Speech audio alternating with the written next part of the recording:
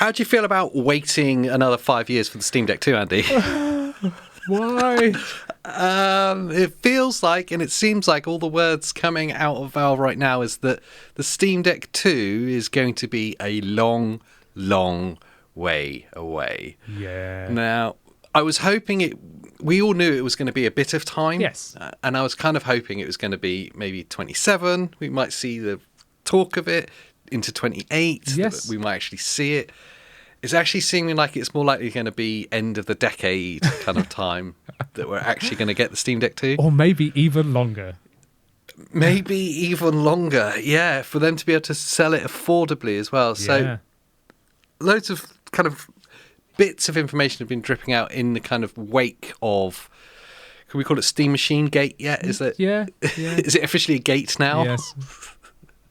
Because obviously the Steam Machine massively delayed, and now they have release of control, and we'll talk about those bits in a little bit. But as part of that, obviously there's been people asking them about Steam Deck 2. What's the kind of landscape with that? And they've had some interesting information that they've shared, isn't there? Yeah, they have. Yeah, they not too much, but you can sort of read between the lines a little bit.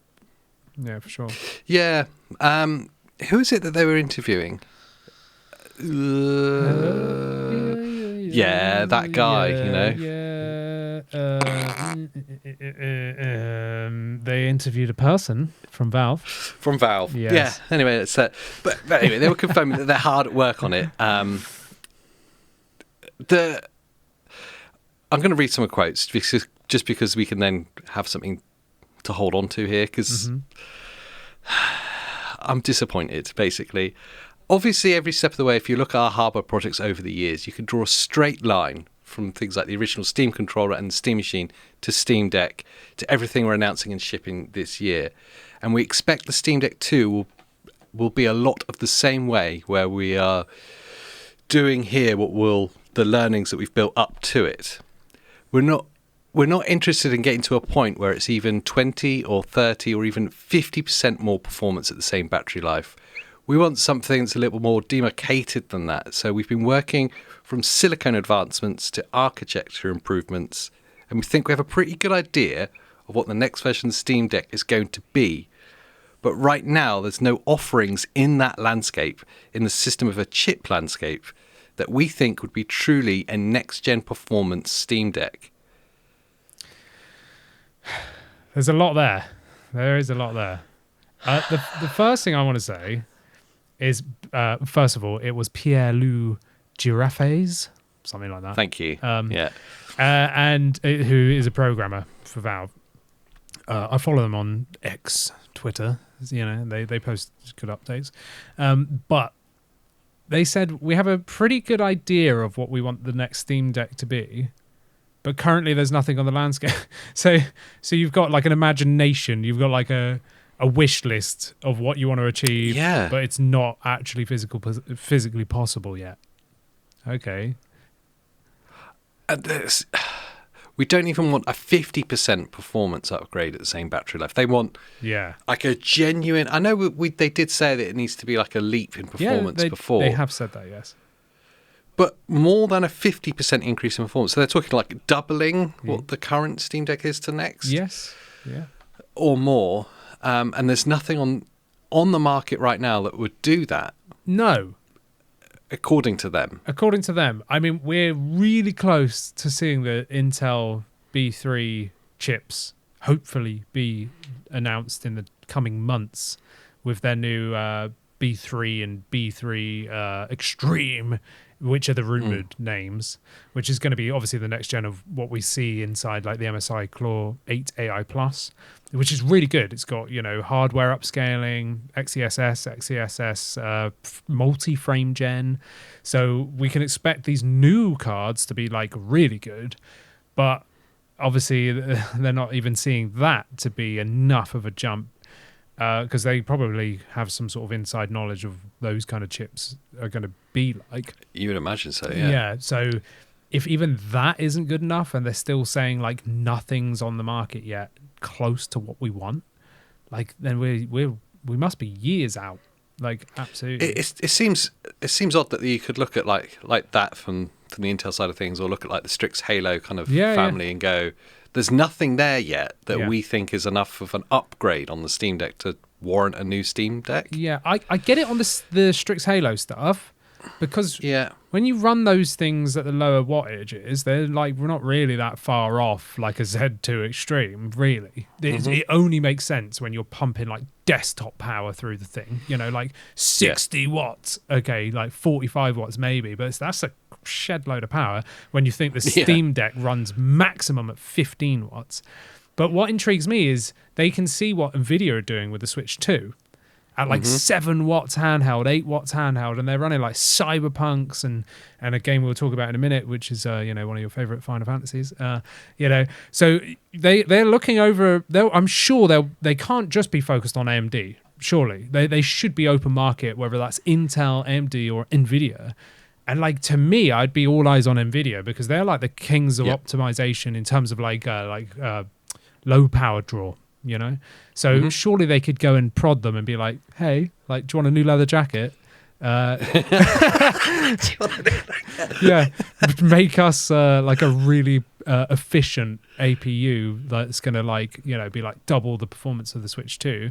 And I'm sure it could be, but apparently that's not possible yet, according to them. So the other thing as well, I found it interesting that they, in the same quote, he's talking about like the straight lines between the different bits of hardware that have existed over generations. Yeah. Like the controller to controller, the Steam machine to Steam machine. Yes. There were like obvious references. And was that them giving us a time frame reference as well? That's it. It's going to be minimum a decade. Think 10 to 15 years per device. Yeah. That's what he was saying. You can draw a straight line. So Steam Controller 1, that was over 10 years ago now. I think that was 2013. So that's a good 13 years ago. Steam machines, I feel, were around the same time. You know, I think they were the same time. So in that regard, when did the Steam Deck come out? 2022? I want to say, I think it's been 4 years already. So by that sort of thinking, we're at 2035 for a Steam Deck 2. Draw a straight line. He said that's what we've got to do. You can draw a straight line. Bam, there it is, 2035. See our learnings. But when you actually think about you take the steps back and think about, there's nothing currently in the system of a chip landscape that gives them the performance that they want.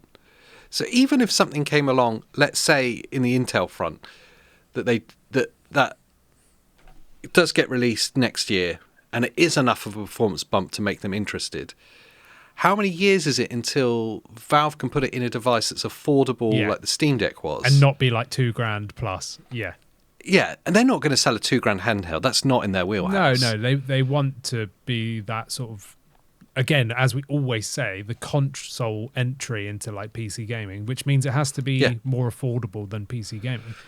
So I'm with you, especially when you look at the likes of this little fellow over my corner that no one's taken my £5,000 offer up yet. It's weird that they've not taken and free membership. Yeah, free membership, $5,000. It's got 4 terabyte. You know, just hit me up. The Legion Go 2 being bumped up to like $3,000 or whatever it is now. Yep.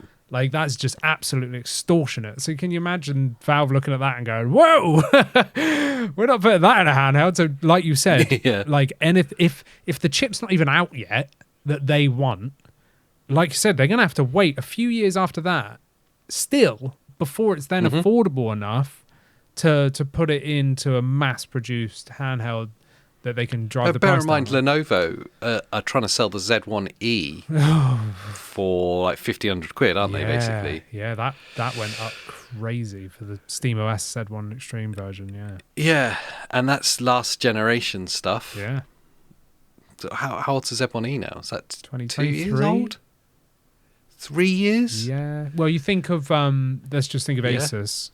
You know, you got the original Ally, then the Ally X, and then the Xbox Allies. It's 3 years. It's 3 years in my eyes, Yeah. So, and that's still being sold at a premium price. Yeah. If you get it from Lenovo. Yeah. Yeah, but you could probably put a Switch 1 gubbins in there and they'd sell it at a premium price from Lenovo. Yeah, I don't know what they're smoking, but yeah. we've bashed them enough over the past few weeks we have, that I almost don't even want to talk about them anymore. No. So Lenovo could go. They go over there somewhere. They're the new Switch Drop 2. Drop the price. Yeah. I don't see people commenting about. Nobody cares about the Switch 2 price anymore. Have you noticed that? No. Yeah. Yeah. I wonder why. Because it's actually like really good performance and price point. It's incredible value. Yeah. Incredible value. So yeah, we are just on the system on a chip side of things. We are a number of years away from anything even being available. It looks that way. Yeah. The other question then, really, with that is, how do they keep the Steam Deck alive? That's so true. I think that the thing that they are banking on is that people, because the Steam Deck is brilliant, like it's really good for what it is. It is the first entry point really for PC gaming. It kind of rode the back off the Switch 2, made PC gaming portable, and then enabled stuff like overpriced Lenovo handhelds. So that is it's the entry point. So many people have a Steam Deck. I'd say more people have a Steam Deck than any other handheld, in the PC landscape. And Valve are banking on people loving SteamOS, loving the handheld, the Steam Deck. And hopefully all those people will transfer into Steam machine owners.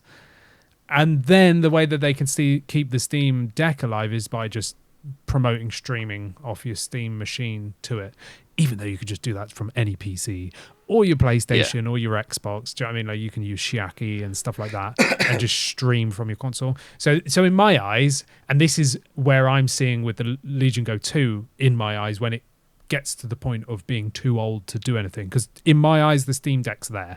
Like it can't play modern games. It's brilliant for anything from a few years ago and older and all your emulation stuff, but like trying to run like Crimson Desert on that,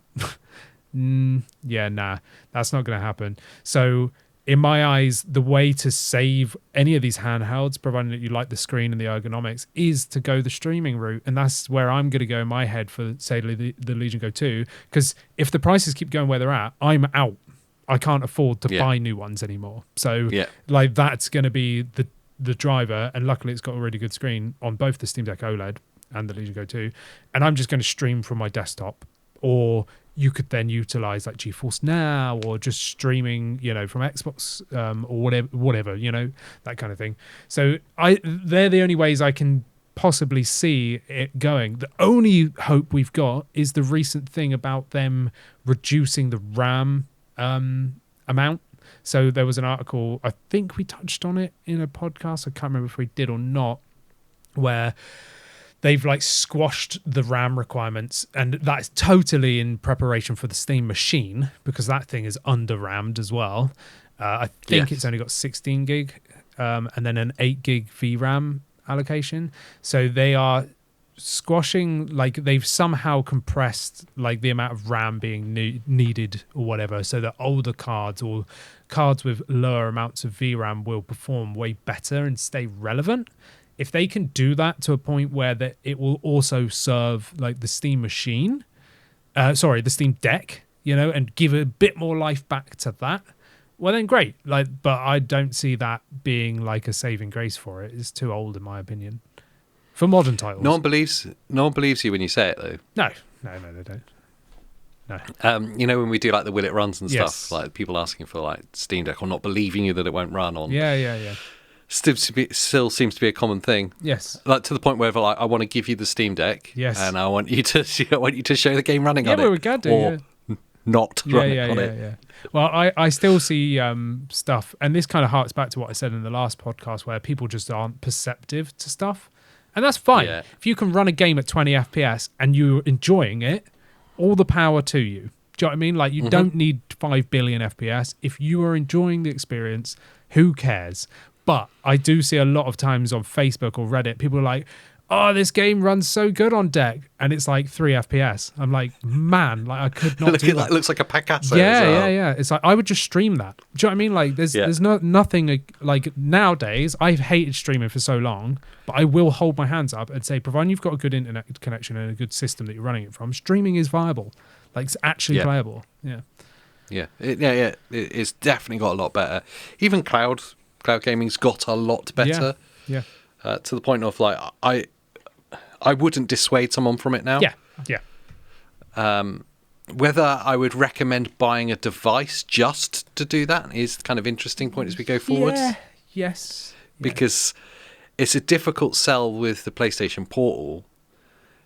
Yes. Granted, that is locked down to entirely the PlayStation network of games. But as we go forward, if the Steam Deck is destined to be the only Valve handheld for the next decade, they're going to struggle to sell them.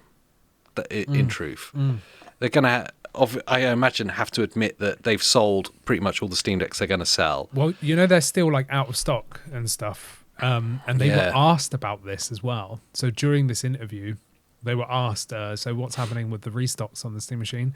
And they were like, "We're working on it, but we can't share any news." So basically, they can't get components either. Then, like, there's a RAM issue on that front, or the cost for them buying the parts to build more now far exceeds the price that they are charging for them currently, and they don't want to hike the price up on the website when they're going to drop a Steam machine at any point and everyone's going to flip their absolute, bananas. Best to do it all. Best to do it all at once. Yeah. Trying to make an argument, like a positive argument for it in my head. The Steam Deck OLED. If there's a huge backlog of games that you've got that you want to play, like older games, and you're okay streaming going forward, then it's actually a really compelling offer because that OLED is beautiful. It's a brilliant device, yeah. The only thing you've got to think, though, and we will feature it on the channel at some point, is you've got the likes of the I don't know how you say it, Mangmi Pocket Max. Mangmi Pocket Max, yeah. That's an OLED handheld for like $200. And, okay, it's streaming only. Yep.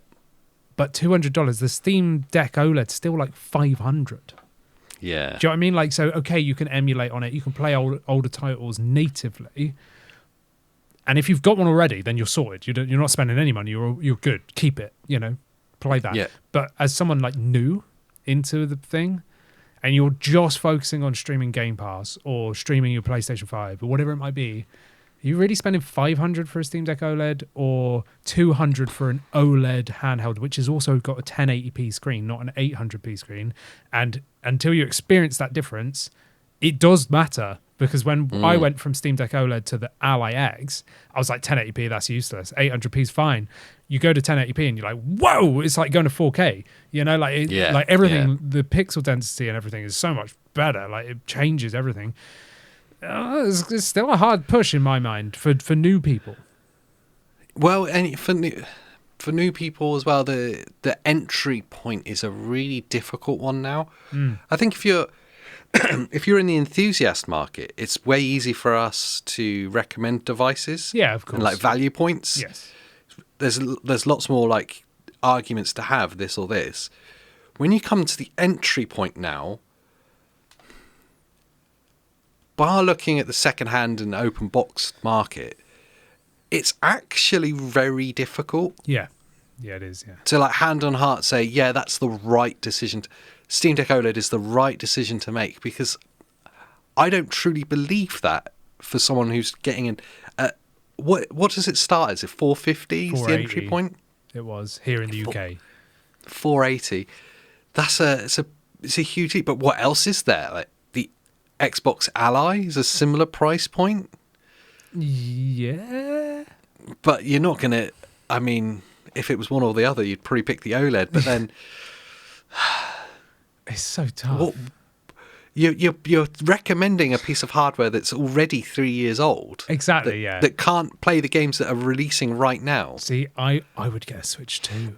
I'm sorry. I would get a Switch too as well. I would get a Switch too, because I know I can't, progress my Steam library and stuff like that, but modern games are going to run on it. Mm-hmm. Like those games are tailored to run on this device. stuff like Final Fantasy Rebirth, which I never ever thought we'd see on a Nintendo. Not handheld. a chance. Never. Not a chance. Stuff like Star Wars Outlaws, like, you know, all those kind of games that are running like flawlessly on the Switch 2, with no tinkering. It's just straight into the game. Pragmata. You buy Pragmata. You can just go to the shop and buy it. You know, like, I know that's a hard sell to PC gamers, but as a handheld, the affordability, it is the best value handheld on the market right now. The Switch 2 is by a million miles. Totally agree. And it's weird to say that because it's such a lockdown ecosystem, and it's got the Nintendo tax on it. Yeah. And we do know as a company they love to overcharge for stuff. Accessories are really expensive, and games tend to be. But if you just want a full digital library, you're not worried about collecting. They've even made the digital games cheaper. So that's true. In a weird twist, in 2026, somehow Nintendo become the value offering. Yeah. And you've still got the choice to sell your games if you go physical. So you can claim money back, whereas on PC you can't. You know, you've got that game. You've either bought a key or you put it on Steam, and if you play for more than 2 hours, you can't refund it. So, you know, if you buy a Switch 2, you could buy a physical, play that one game to completion, sell it, you know. And in a foreshadowing for what's going to happen later, there's obviously DRM on PC games that you have to check in all the time online.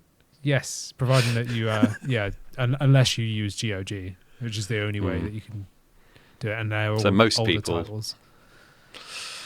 The Steam controller, okay? Yeah. We have a date, which is like a couple of days, 4th of May. Yeah. It's just they're just kind of like, oh, do you know what? The leaks have happened. Monday. That's mad. Bank holiday, May Day. Yeah. So May the 4th be with you. Oh, yes. May the 4th be... It is, isn't it? They're doing a Star Wars edition. I'd actually buy one then. No. Right, I've got a few hot takes on this.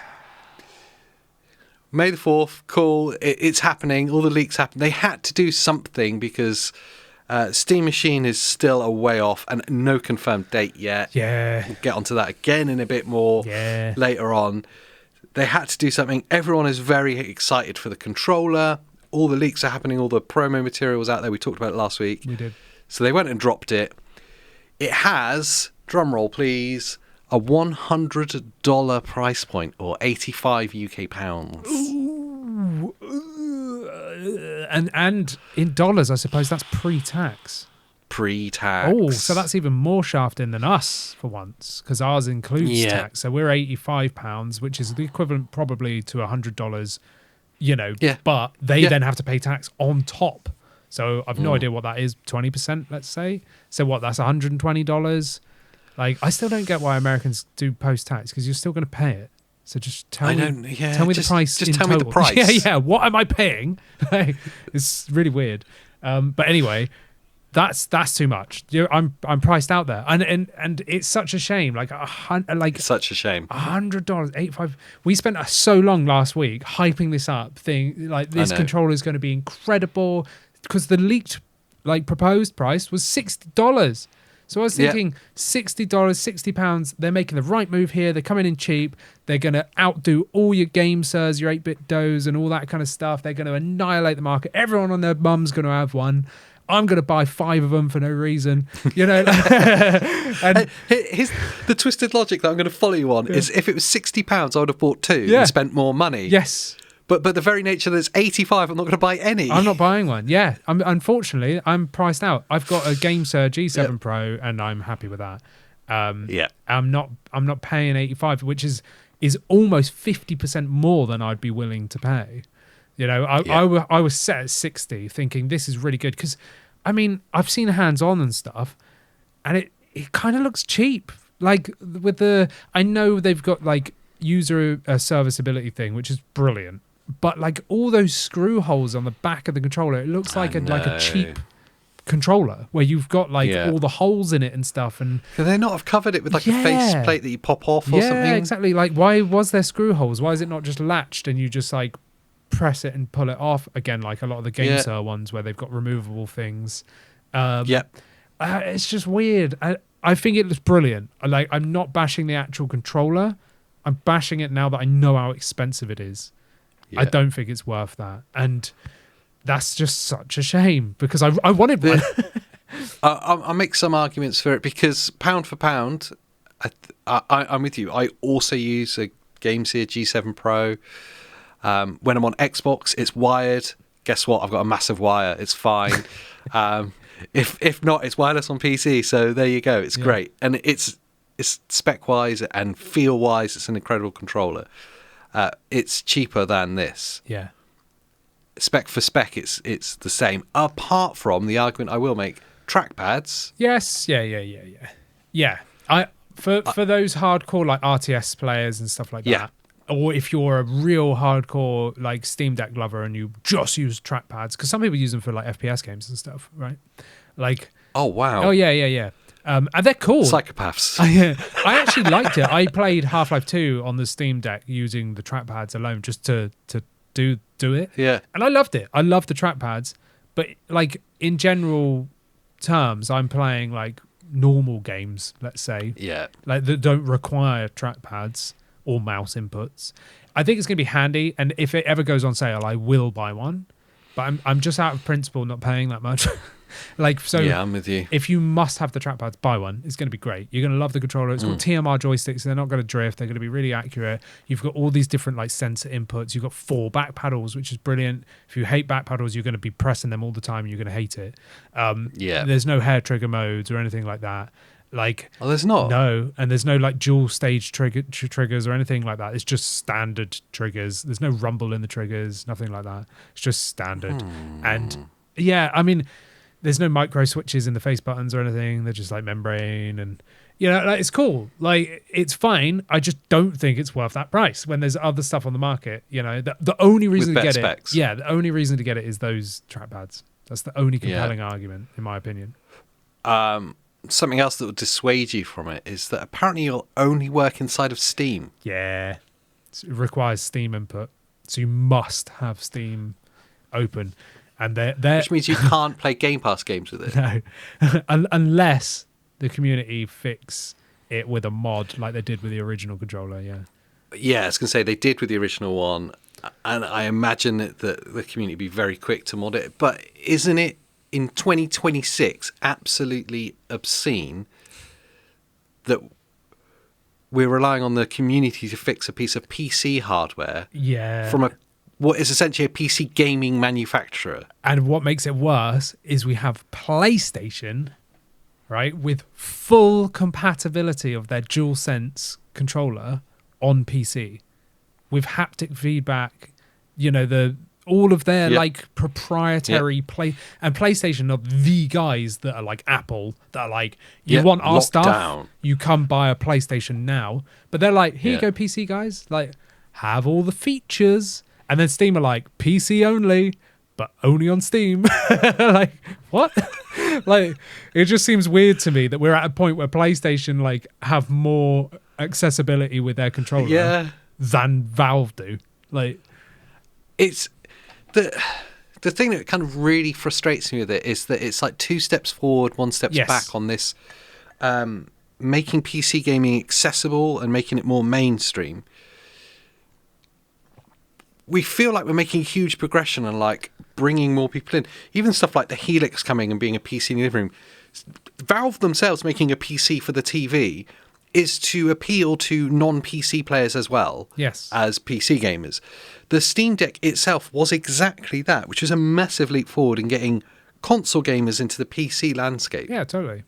It's a really simple device to use. You'll understand this, and then maybe you want to start tinkering. But to have a controller release that's going to rely on you to find the fix, go to, imagine, a GitHub, download it, and then find how to install it on your machine for it to work, that is a massive step from a casual gamer to that. That's a nuisance. Like that is annoying. Like, I love tinkering on PCs and stuff. I don't love doing that kind of crap.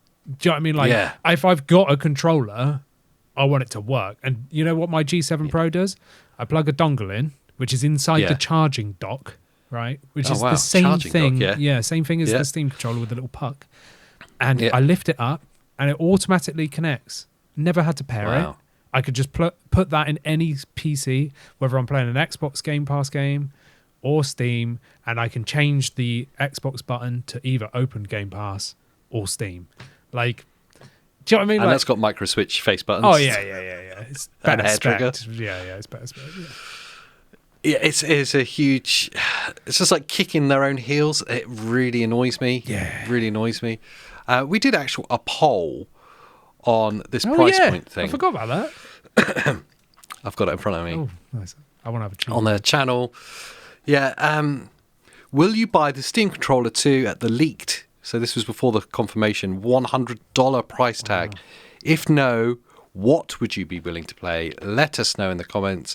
4,000 people replied to it. And you know what?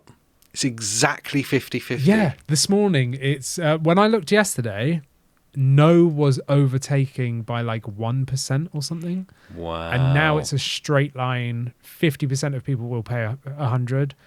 So we got 2,000 people that are willing to pay $100. 2,000 people saying no. I was just looking at the comments and there's this kind of it's just a complete mix, as you imagine. They've gone from a lot of people saying, I don't need it right now, so why didn't you put a third option? Option 3, I don't need it. True. Someone put $100. I'll shout them out. Johto Lad 64. $100 made it go from hell yes to I'll wait for the reviews, which is the perfect take. Yes. And then people amazed that I've never seen a perfect 50-50 poll before. Yeah, I haven't either on YouTube. Yeah. Never mind. So many people, 50-50 split is impressive. Fair price, but I don't have a PC. Hopefully this will be supported on Helix. I won't hold your breath. If you're running Steam on it, then yeah. Do you know what I mean? Like when you open Steam, it will work, but you'll have to get there first. And here's a fantastic take.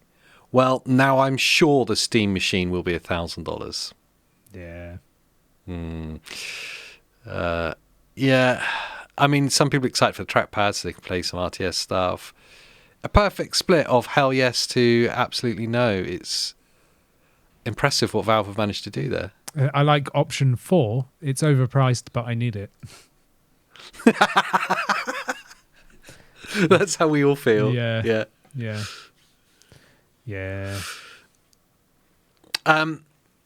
Just whilst we're still in Valve land and Steam stuff before we move on, finally, Steve Cardinale from Valve, however you actually say his name, I pretty butchered it. Yeah. It was asked why the controller is launched now before the Steam machine. Direct quote, because it doesn't have RAM. It makes sense. Fair. Yeah. Fair. Though I still feel like it should have come earlier. They said Q1. Yeah. We're in Q2. So like... here's the small bit that I don't quite understand. We knew it was going to affect them. Yeah. It was going to be... It's just terrible timing. But if it was Q1 as intended... They surely would have had their supply chain for the first batch already sorted. Yeah. Or bought at the old prices. Yeah, and locked in. Like, I want 10,000 units or whatever at this price. And I would imagine it would probably be closer to 100,000 because of how well Steam Deck did. Yeah. And the reaction to the announcement, it was a lot of excitement for it. Yeah. They could have conceivably just sold that first batch and then gone, put the drawers up, said it's sold out until this happens. It's over. Like the Steam Deck currently is?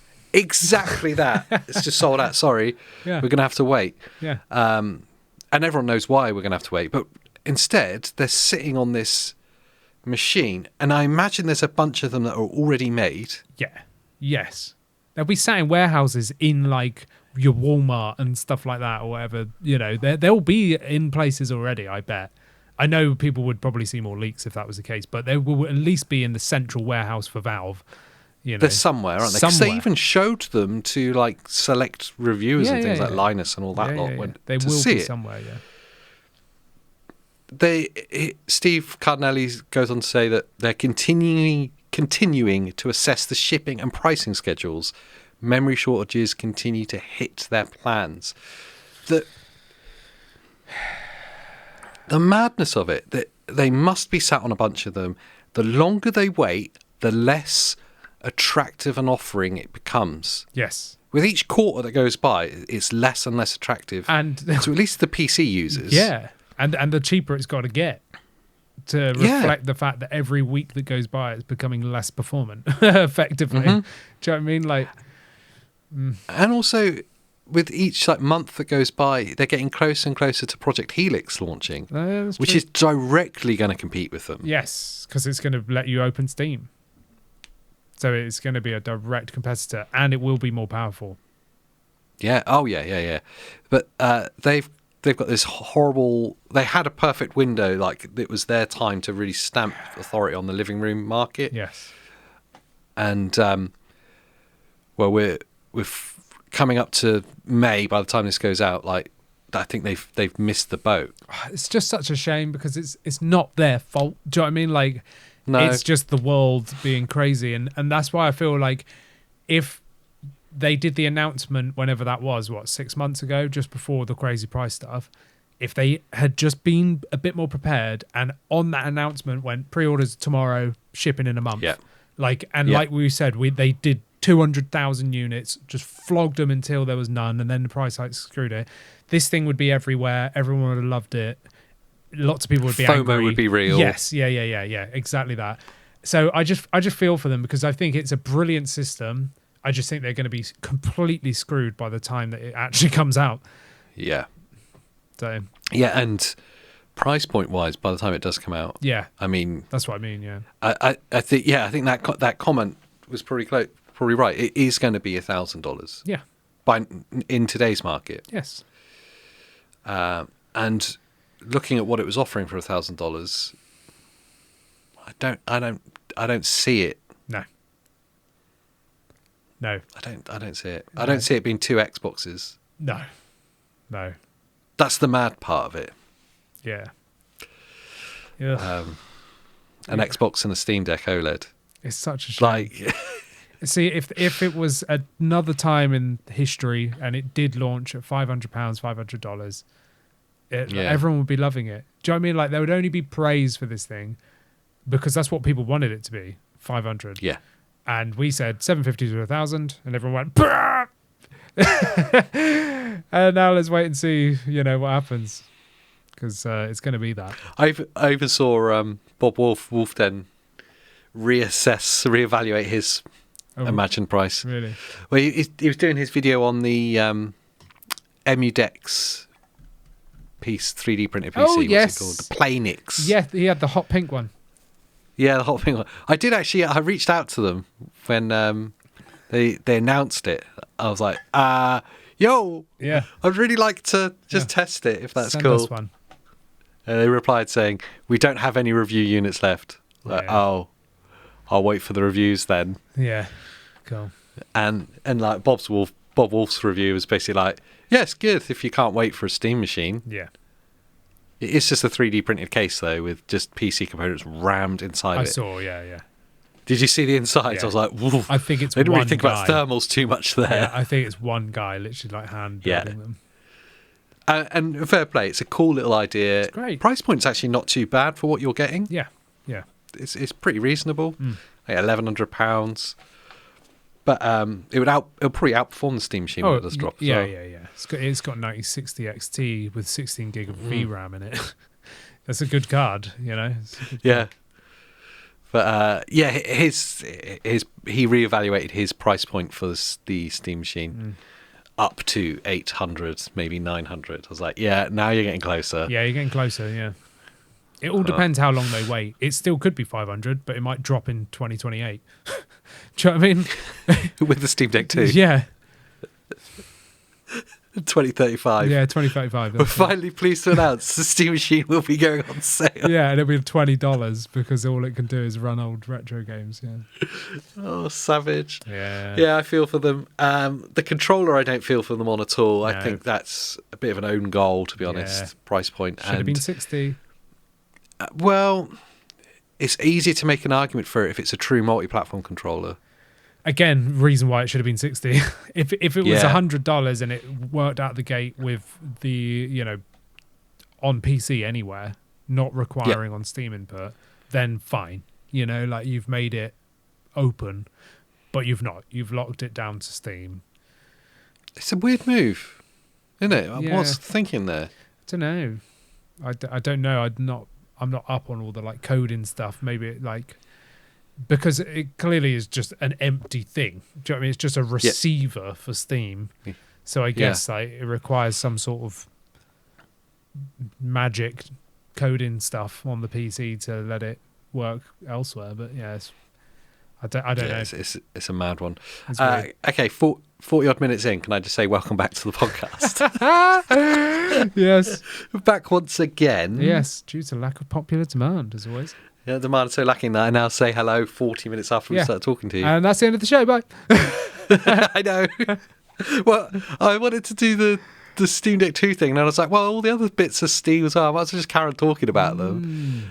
And then I realised that we are like well into it, over halfway through the show. See, after the first article, I was like, oh, he skipped the intro. I was like, okay, I noticed you. I caught you out. Yeah. I was like, oh, okay. Sorry, everybody. I want to just quickly bring up. Everyone was asking me in the previous podcast when I mentioned the old AliExpress screen protector for the Legion Go 2. Yes. First of all, go watch the video that went out yesterday. So there's a video about that screen protector. Second of all, it's amazing. It's really good. Oh, it's good. Yeah, it's really good. Yeah. I did like a 10-minute rant in the video how I personally am affected by it because of the issues it causes with cameras.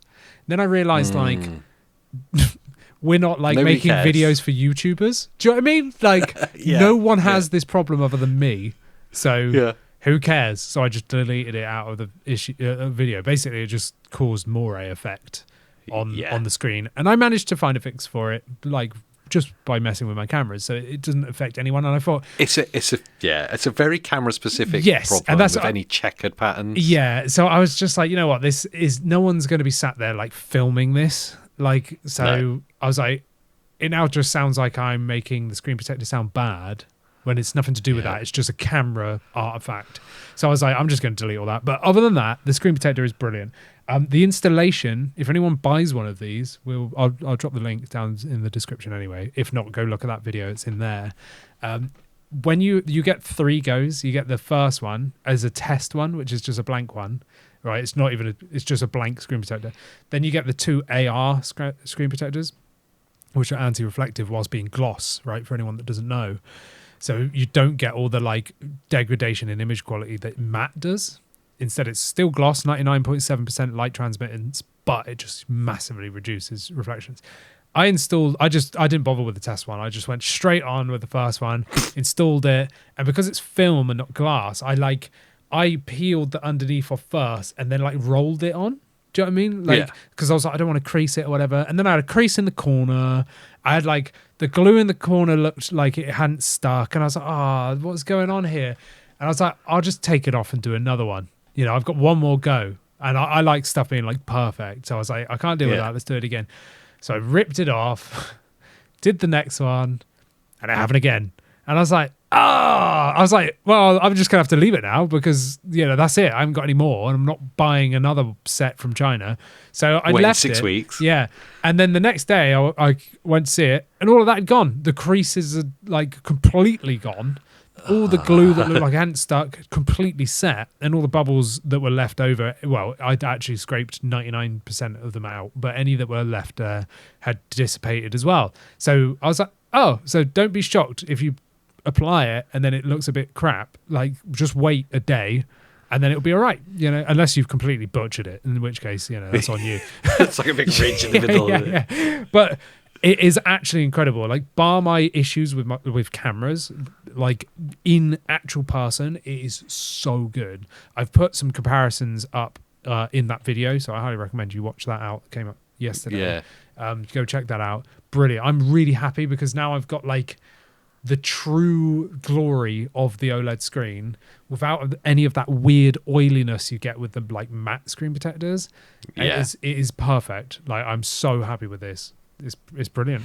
So happy with it. It's probably one of the most requested accessories I've ever seen. Anytime you bring it up. Yes. Please show me the link. Yes. Well, I need to know. And isn't it wild that the Go 2's been so neglected on the kind of accessories front in general? Yeah. Yeah, it has, yeah. I guess that I get this kind of mixed message, because that would suggest to me that it's an unpopular device. It's not been like widely bought. Yeah.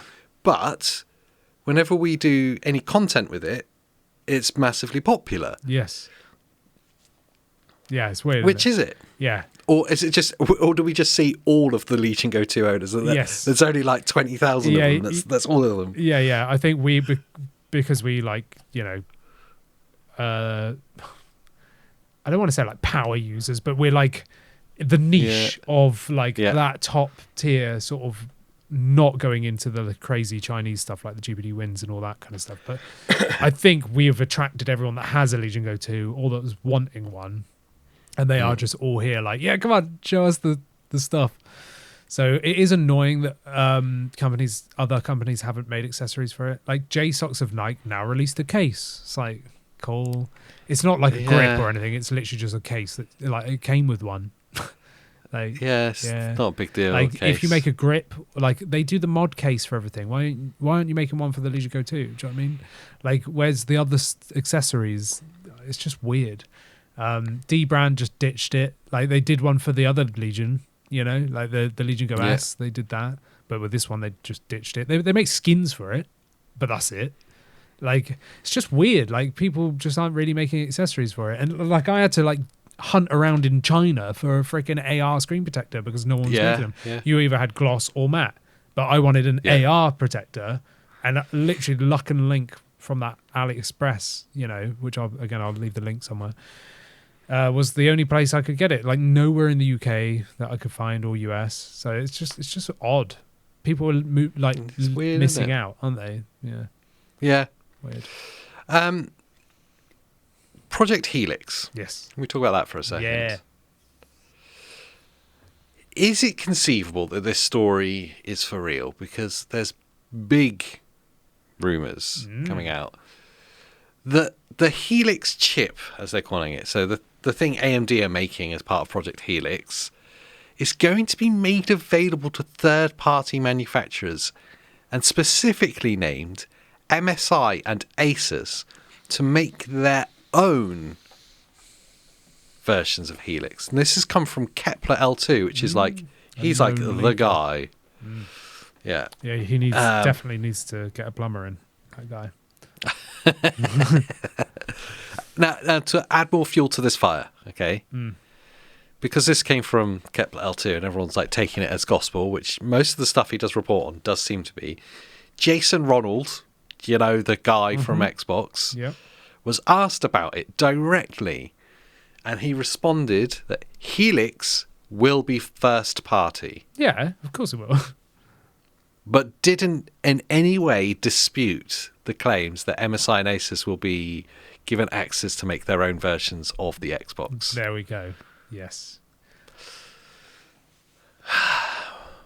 Is it conceivable then, Andy, that we have like either budget entry points from like some of the ASUS Tough range or something, or like super user versions of the Xbox in the ASUS ROG range? Yeah. And if so, who do I talk to at ASUS to get one?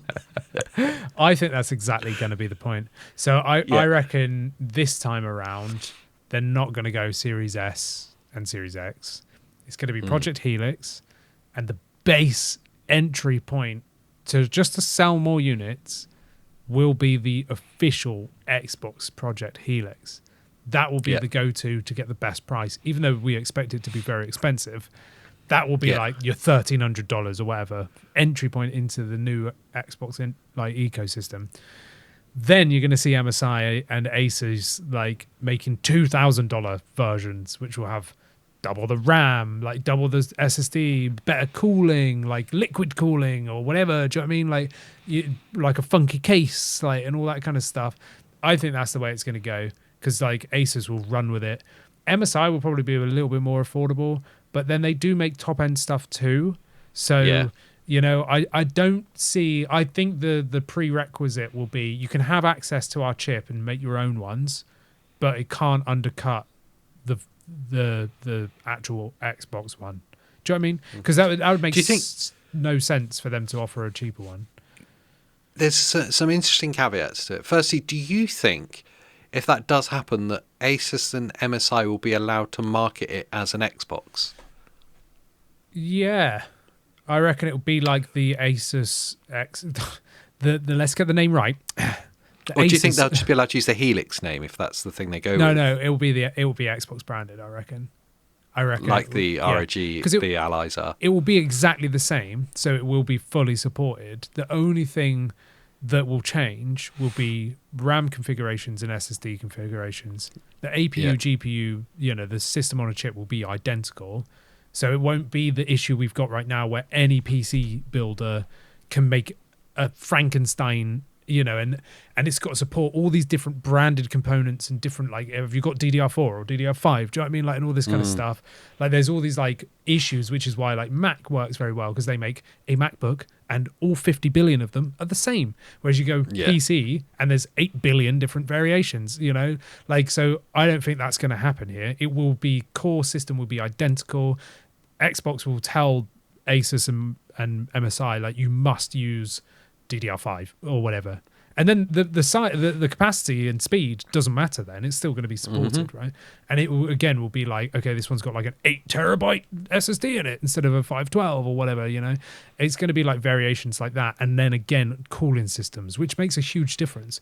So you might get like a mini one, or you might get like a massive one that's got like way better cooling, which then they can overclock, which is a big thing. And MSI love overclocking, ASUS love overclocking. So there's still the same thing, so it will still be fully supported, but it might be the OC edition.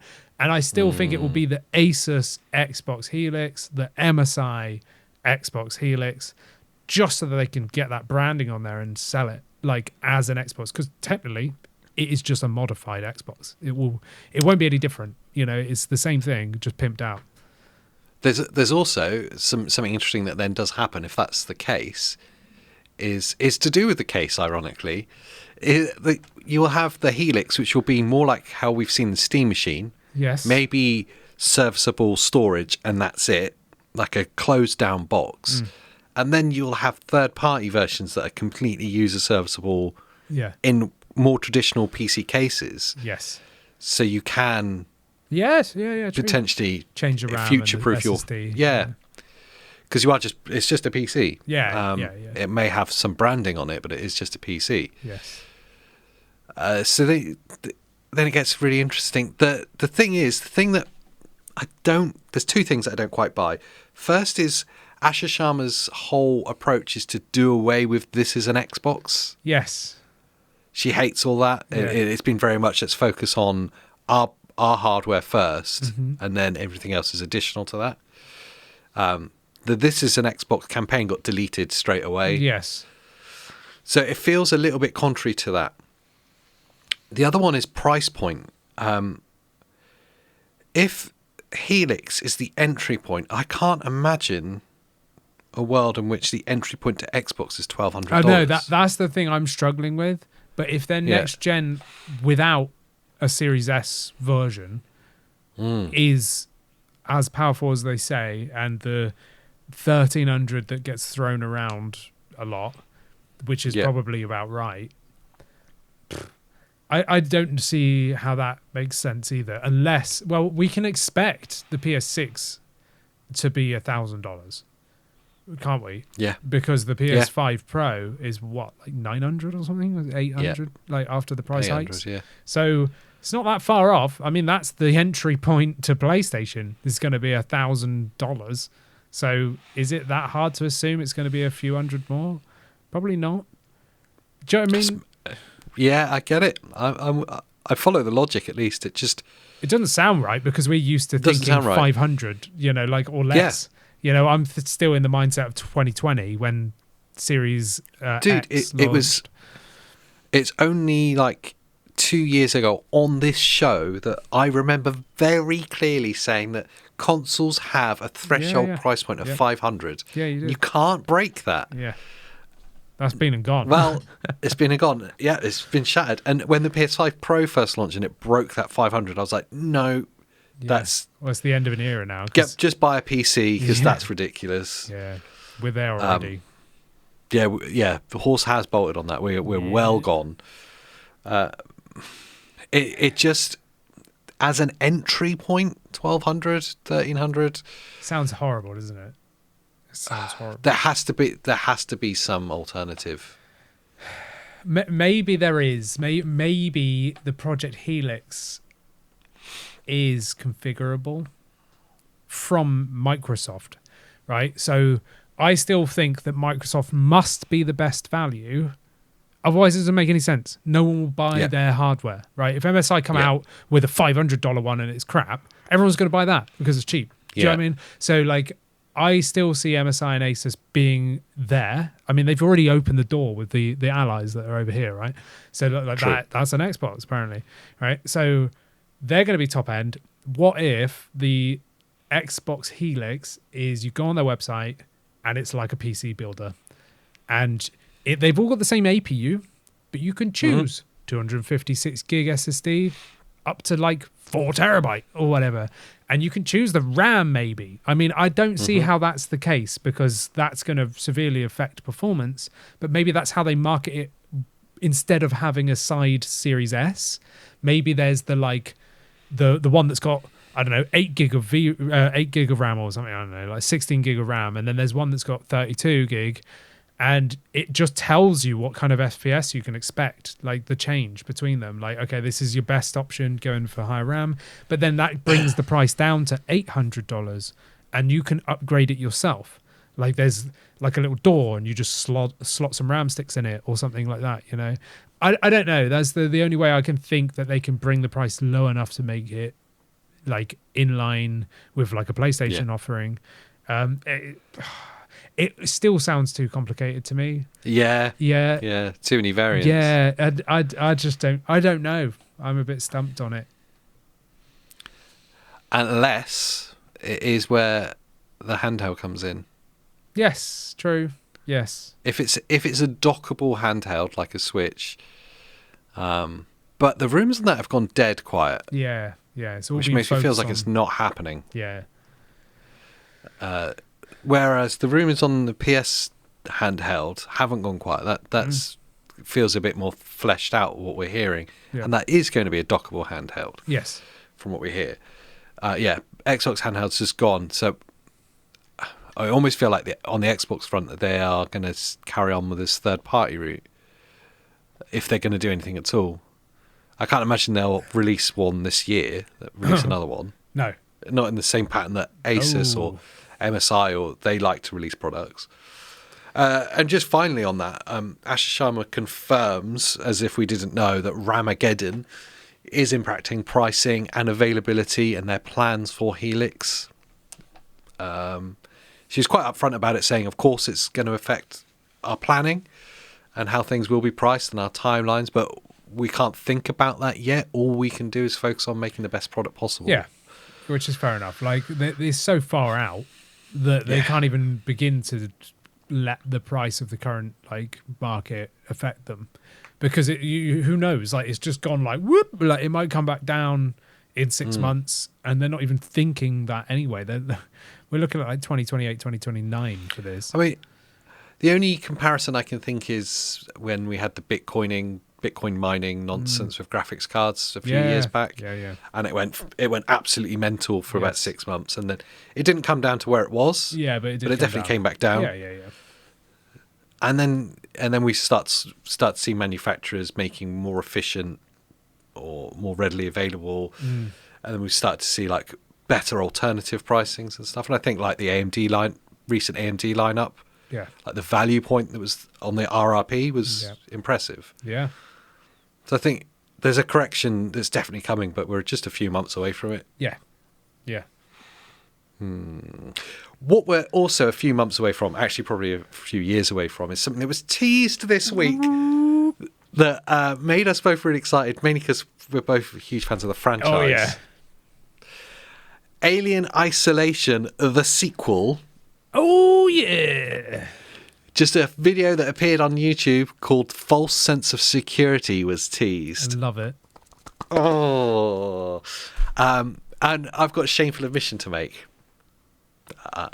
I'm too scared to play Alien Isolation. I've not completed it, as you can imagine, but I've like played it, over the years, because this thing's ancient. Like the first one's old, man. Like, it's like 15 years old or something. Like maybe not that old, but it's getting there. It's over a decade old. It must be. I think it might be close to the first time. Yeah. I'm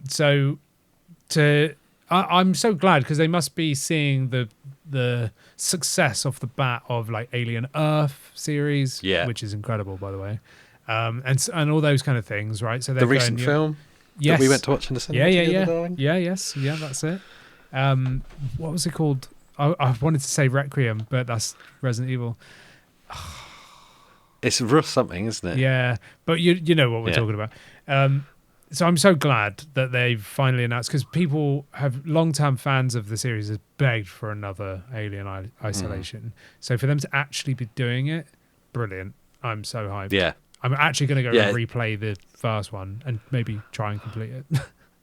Can I just like watch over from behind the sofa? Yeah, that's it. I love the Alien franchise. The movies are some of my favourite of all time. The stories, and then I was deeply affected by it as a kid. Probably shouldn't be watching the films as young as I was. Yeah. And I think for all of us, it scars us so deeply that there's this permanent intrigue to it. Yeah. And then you fall in love with the world and the story around it, and the stories in between the things that happen in between the films. So the series was an exciting thing. The recent film was genuinely the best Alien film I've seen since probably Aliens, maybe. Yeah, I was going to say it was really that good. Yeah, it's brilliant. Absolutely brilliant. Yeah. And do you know what? I didn't even mind the prequel that much. Well, like Prometheus and series. Yeah. Didn't mind them.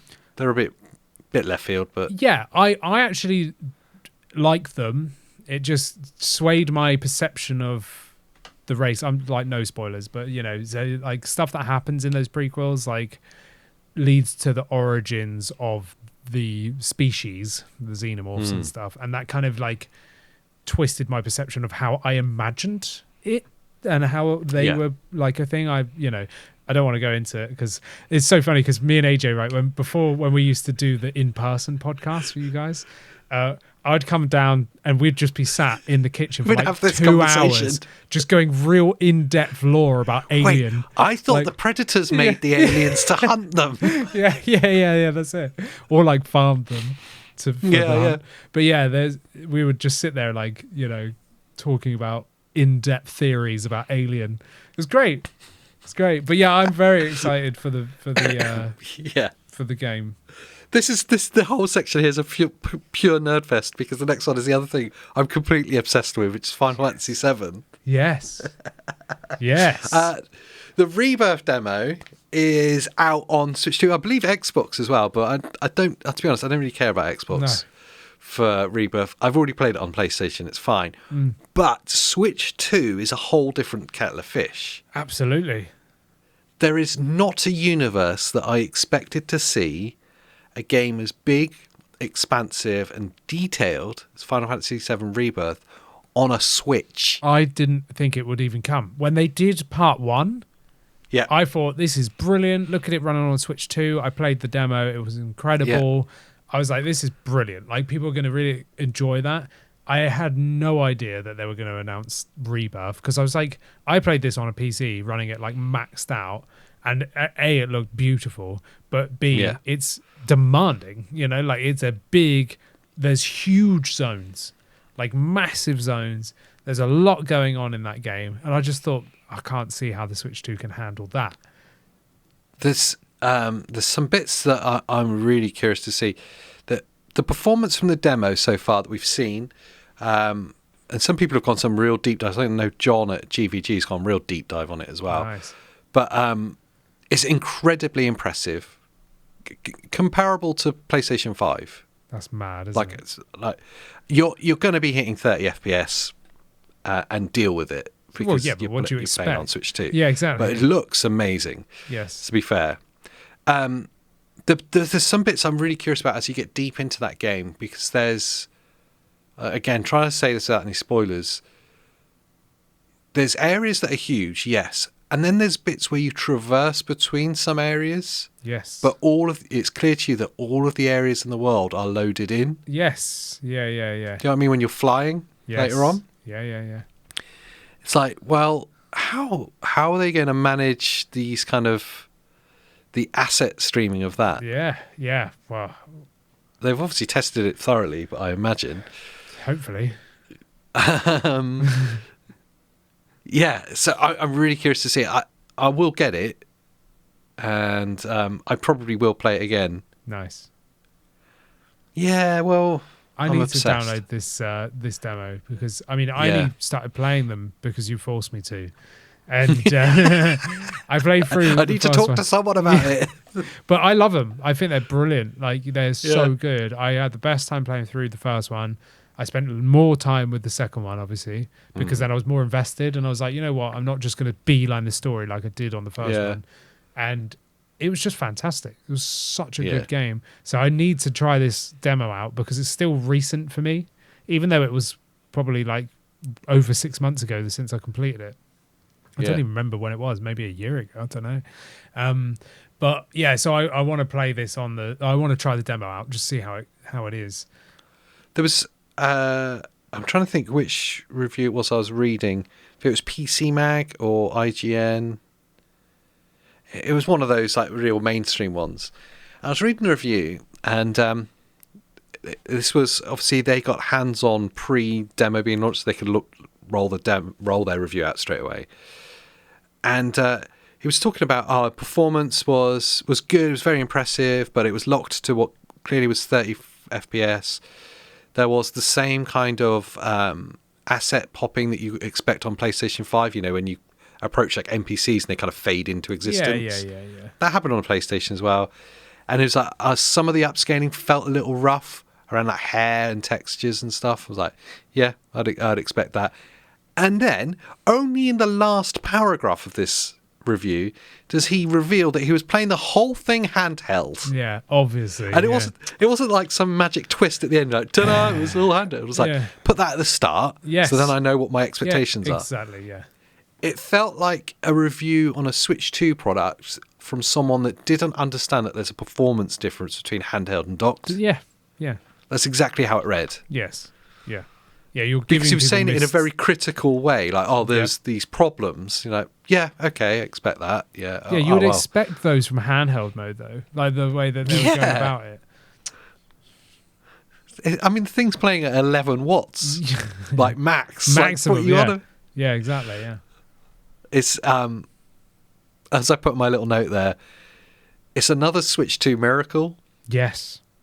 Yeah, it seems that way, yeah.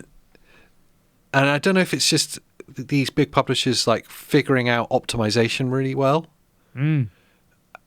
Which, to be fair, is actually encouraging for the rest of the gaming market, especially when we're talking about like RAM shortages and like hardware being so expensive to upgrade. Mm-hmm. Maybe we're moving into generations where generations just have to last longer. Yes, and they have to actually optimize for older hardware and less performant hardware. Yeah, it makes sense.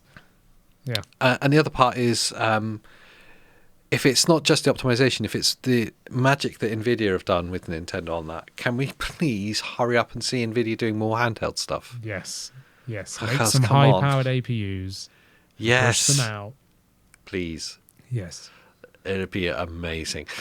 Final story of the week, Andrew. It would be remiss to ignore this because everyone has been kicking off. It's like another war has started, and it is the PlayStation DRM situation. Yes. I'll catch you up in case you don't go on Twitter, which is probably the best thing for your mental health is to not go there. Because this is just a lot of people losing their minds. And I'm trying to be really objective about it, not get emotional and go, is this even a thing to worry about or not? And kind of, you can probably let us know in the comments as well what you think. Don't be angry at us if you disagree, but anyway, it kind of, I think the reason for anger straight away, firstly, on this, is because it wasn't announced, it was noticed. So it felt sneaky. Yeah. Okay. And so the instant reaction was, what's this sneaky thing that PlayStation are doing with their digital rights management? because some users noticed that games that were purchased after the end of March were showing on their account as only being active for 30 days. And then the game expired. So like the game purchase date and then an expiration date of 30 days later. So they had quizzed the online chat or whatever. I imagine it's a chat bot, to be fair now. Yeah, I was going to say. Like customer support, like on what is this? And that had confirmed to them that it was basically kind of DRM that we're used to in the PC world, that your PlayStation has to check in with their servers at least once in those 30 days or the game becomes inactive to play. Mm-hmm. From just that information, everyone lost their minds. It hadn't been announced, and now it seems like the digital purchases you make on PlayStation have to be digitally rights checked every 30 days, or the game gets deleted. And then some people are like, no, calm down. It just means you won't be able to play offline. Yeah. But it's still annoying. Mm-hmm. There was a lot of anger about it. Yeah. A lot of anger about it. I mean, firstly, before we get into what it actually seems to be, this kind of DRM check-in has been the norm for a long time on PC. Think of PlayStation 5 as well. When you put a disc in and you're just playing your game, you got the volume kind of a little bit low, can't miss a sleep, just chilling. Yeah. And you're like, oh, this is a nice game, like whatever you're playing. And then all of a sudden, someone starts a Hoover. Yeah, and you're like, whoa, what the hell is that? And it's like, oh, don't worry, it's just the disc checking your license key. And it does it every 3 freaking minutes or like 15 minutes or whatever it is, like all the time. And the thing revs up and then it comes down again. And then you're like chilling and then it's like, oh my God, that's annoying. Like that. Yeah. That was every like 15 minutes, not every 30 days. That's old fashioned, isn't it? Yeah. It feels backwards. Yeah. But like you said, PC wise, it's been the case forever. Like Steam is, if you go offline and you play a game, it's like every 15 days or something. The most common DRM software is it Denuvo or something? Denuvo, and that's a 14-day check-in. Yes, and that's most AAA games on PC use them. Yeah, if you think about all the big titles that you'll get, they'll use that. 14 days seems like the norm for Steam or PC games in general. Of course, you can get DRM-free games. Yeah, by pirating. That's a great way around it. Yeah, that's a good way around it. The other way around it is GOG, good old games. Yeah. But obviously that is more retro titles. But they're all DRM-free, which is brilliant. So you can take them, have a copy of them anywhere, no internet access required. But it's kind of just like, in this day and age, like, again, because I've been on Steam for so long, like 25 years, whatever it's been, I kind of expect it. And when do I play offline in my house? Do you know what I mean? Like, it doesn't happen. Like twice a year, maybe if I go somewhere, I'll go offline mode. And there's no way I'm being longer than 2 weeks. Like, I'm not going to Antarctica for 3 months. Do you know what I mean? Like, and even then, just buy Starlink and then you're all right. Like, we're all on the internet now. Like, all the time. You buy a new game, you need the internet to update the broken thing because it never, like, launches correctly. Do you know what I mean? Any PlayStation disc is just a code in a box on a disc. Yeah. Like, especially if you're buying digital-only games, which is what this is affecting. Yeah. So you had to download the game. You had to download it anyway. And now you're complaining that it's going to have to call a server to check that you've still got the license for it. And if you didn't have internet, you couldn't have bought the game anyway. I know. So it did feel like I understood the emotion behind it because it felt sneaky. And it felt like that at any moment PlayStation could take that game away from you that you'd bought. Yeah. Maybe they'll switch that server off and you'll never be able to access it again. But that could be the case. Like that could be the case. But all we've got to base it off is the track record of the past 15, coming up to 20 years. It must be that Steam it has existed. Oh yeah. And this idea of digital games is it's there. We've got that track record. Those games haven't been switched off. I can't think of any There is games that notable examples. There is games that have been turned off, but they stay in your account. If you bought them, they remain on a server somewhere, and you can still download them. It's just other people can't purchase them anymore. So and it also means that if the game's broken, it'll still be broken when you download it. You know, like I've got like GTAs on there, like old ones that you can't buy on the store anymore, and they're on my account. Fable games like Fable 3 and 2, I think, aren't on the store anymore. They're still on my account, but if I try and download them, well, they haven't been updated since 10, 15 years ago. You know, so they've just kept them there for anyone that's still bought it. They haven't just deleted it out of your account. You know.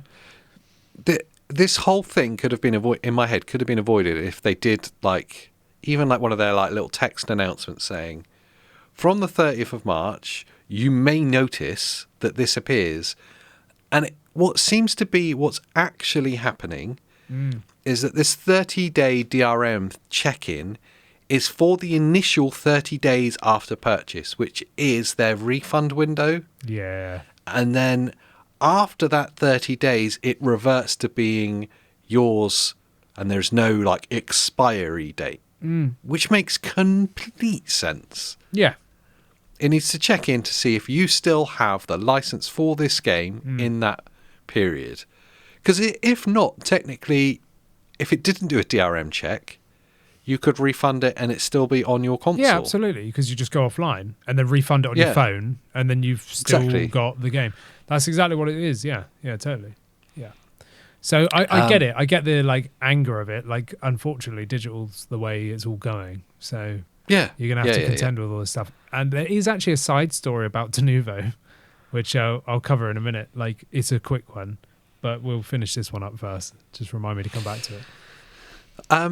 Well, we're kind of at the end of it anyway. It's a temporary ownership thing to cover the refund window, so you don't, like you say, refund the game and switch your console offline and then play your game for free, which is a great hack that you can no longer do. Or you could do it for 30 days. So basically, you could probably complete most games in 30 days. Yeah, if you're committed. Yeah. The only thing I was unsure of, I didn't realise they had a refund window that was that long.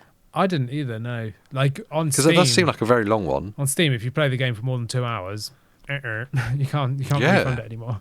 So 30 days, weird. Yeah, it's an odd one, but I understand the emotion. I get it. It felt sneaky. It's a big change. Yeah. And as console players, we are still getting used to this idea of where PC's been for a long time. Yes. Of being digital first. Yes. And I think there's still going to take a lot of readjusting for us to get to really accept it. Yeah. I think we're like, and stuff needs to be better. Like, like Denuvo. Yes, tell me about Denuvo. Needs to be better. So a hacking group hacked Denuvo recently, like properly hacked, and just said, there's no reason that any AAA title should now have Denuvo because we will just get through it. So the whole point of Denuvo is obviously to stop people cracking the game, stop it being pirated, which I totally understand. When the game launches, after the launch window where they can expect to sell their most copies, they should just remove it, because it sucks. Denuvo always affects performance, always, even though they swear it doesn't. It absolutely does, because every time they remove Denuvo, Capcom are great at this. Every time they remove Denuvo, oh look, the game runs better now. Oh, I wonder what changed. Oh, Denuvo got removed. Oh yeah, there you go. But Denuvo are like, nah, our software does nothing. It doesn't do anything, mate. It's fine. But anyway, so these hackers like hacked it and came out publicly and said like, don't use Denuvo anymore. Like, it's crap. Which, yeah, okay, fine. Denuvo now have come back out and responded, going, oh, don't worry, we're going to fix these hacks and make sure that no one can crack it again by tightening the security that Denuvo now has. So making Denuvo even more Denuvo. So it's going to be extra Denuvo, and they've assured players that this extra tightening won't affect the performance of games at all. Which we could call absolute BS on. So before, if it ran worse, it's now going to run even worse. So yeah, someone needs to like actually make some sort of DRM thing that doesn't affect performance that no one would care about. What needs to be so complicated about it? I don't know, because Surely it's like just at launch. it's just a software that's always running, basically always checking that like you've got a legit thing. No, why is it not like at launch and then switch off? At launch, check serial, it's okay. I don't know, because there must be cracks around it. This thing's like... Yeah, I guess so. This thing's like just constantly trying not to be pirated. It's just there, like waiting to be boarded. You know, little dudes on walking planks. But it just annoys me. Like, find a company, like look at antivirus software. That always used to affect gaming performance. Yeah, like, massively. Yeah, I know they affect any kind of performance on PC, like McAfee, like what the hell is that? Not an antivirus, which is of itself is a virus. This is a virus. Yeah, like all those crap softwares, right? And then people like Bitdefender came out and was like, check out our super lightweight like antivirus, which doesn't affect performance at all as compared to these guys. Why isn't there someone doing that? Why is it just Denuvo? Like, I know there's other ones like Enigma and stuff like that, which are even worse. And Denuvo's meant to be like the holy grail. Like, these are the good ones, but come on, like, use AI or something. Like, do something to make this kind of DRM checker like literally do nothing to the game, and then people wouldn't care. Like, if you because the problem is people that do end up cracking it or pirating it, all the people that are illegally playing it are playing it better than the people that have spent $70 on it. And that's what pisses me off. Like, we're paying you to make this software effectively, so do it better or piss it off and just be done with it. Do you know what I mean? Like, it annoys me. Annoys me so much. Do you think we'll see performance be affected on consoles if they're all going to start implementing DRM like this? Well, yeah, I guess it's so. unclear whether PlayStation are going to be doing this long term on the games, because obviously everything that's been bought since they've implemented is still within that return window period. Yes, yeah. They have claimed that it is just for that first 30 days and then it disappears. I wonder if that is going to be the case, and I wonder then how much will it affect performance if they are doing some kind of DRM checking. On PlayStation, I don't think it's the same, because I think it is literally just checking that there's a license linked to the account. Whereas on PC, obviously, you can have all sorts of softwares running and trying to attack that game. Whereas PlayStation's so locked down. It's like the same on Nintendo. It'd be different on the Project Helix because that's going to be a PC. So things might be a bit different there. But I don't expect there to be any performance hit on PlayStation, because it will just be no different than the disc spinning up and going, oh, there's the key. Check license. Yeah. Whereas on PC, you've got this horrible, like, entwined, like, thing through the game running and battering performance. There's so many entangled, like, weeds that Xbox have to contend with. Yeah. That makes the Helix way more ambitious than I think we all give it credit for. Stuff like that. I hadn't even considered that, but as soon as you say it, and then piracy, like, oh, that's going to be a huge problem. How do they deal with that? Yeah. Don't know. Maybe that's the solution to bloody Denuvo. Maybe Microsoft makes some sort of DRM check that works. Oh, I thought you meant maybe piracy is the solution. Oh, yeah. Microsoft just give out all the games for free. They're just like, just take them. Just pirate it. Yeah, just pirate it. It's fine. The logo is the Xbox logo, but with an eye patch. Yeah, that'd be wicked. Sea of Thieves is the theme.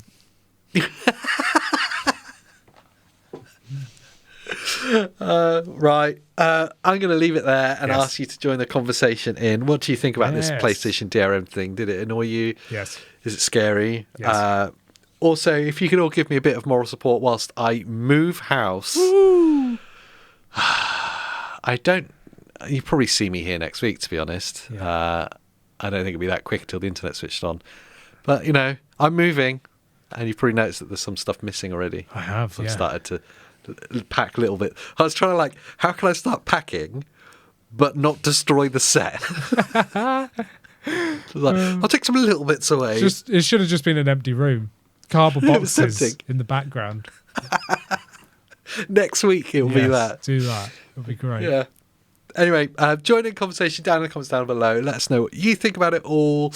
How long do you think we're going to be waiting for the Steam Deck 2? That's actually the big one. 2035. Andy's bet's 2035. I'm going to win by saying 2034. That means I'm closer. Whilst you're down there, make sure you like this video, subscribe for more handheld gaming content, and what else should they do? Andrew? Go watch the Legion Go 2 Screen Protector video, which came out Good yesterday. show. It's on the channel. Yes. Go do that. And become a member, and you get to chat to us on our private Discord as well. Yeah, love it. So until the next time. Have a nice day. Yeah.